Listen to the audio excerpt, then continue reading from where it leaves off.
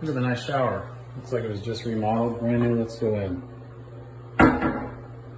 Oh wait, you can't get in the shower.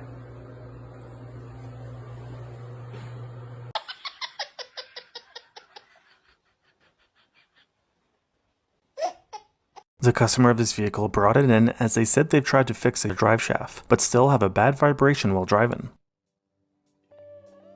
Customer states it's hard to turn the steering wheel. Oh, here we go.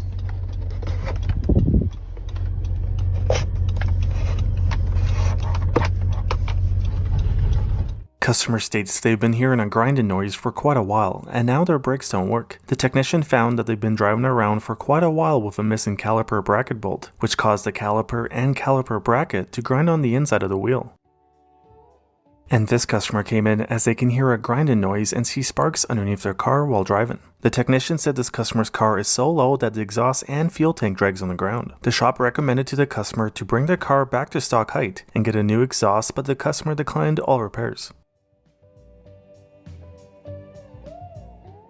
When this truck came in for an overheating concern, the technician found that the customer had used a tire for a fan shroud. Customer states to hear a grinding noise after they installed their spare tire. The technician found out that the customer had AAA install a spare tire, which is the incorrect size, which caused the wheel to grind against the brake caliper, and they also broke 2 wheel studs in the process. This mechanic was pretty surprised to see the condition of this timing belt on this customer's car. The customer did get a new one installed.